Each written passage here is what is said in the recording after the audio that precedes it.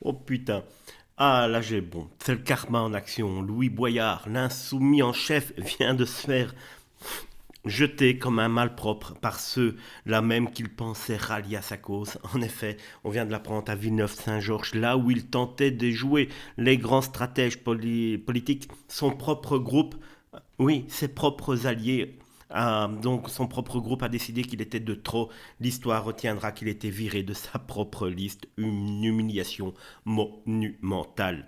Ce 13 mars, dans un revirement digne d'une trahison shakespearienne, ses anciens alliés ont décidé de prendre leur distance et de créer un nouveau groupe intitulé Dignité et Solidarité. Ironie du sort, c'est Mamadou Traoré, troisième de la liste initiale et mis de côté par Boyard, qui prend maintenant la tête de l'opposition locale. Résultat, Louis Boyard n'a plus de groupe et plus aucun poids politique dans la ville qu'il convoitait, une ville où il se disait déjà élu avant les élections. Ses ex-compagnons de route le tiennent responsable de l'échec électoral retentissant et ne veulent plus de son leadership bancal. Trop clivant, trop impopulaire, trop inefficace. Autant de qualificatifs qui reviennent en boucle parmi ceux qui ont claqué la porte. Dans cet immense naufrage, une seule élue a décidé de rester avec lui, Fadoua Sadak, une militante connue pour ses prises de position sulfureuses, en portant un kéfier frappé du slogan Jérusalem est à nous. Elle symbolise bien le naufrage idéologique de Boyard qui continue de s'enfoncer dans des causes controversées. L'isolement est désormais total.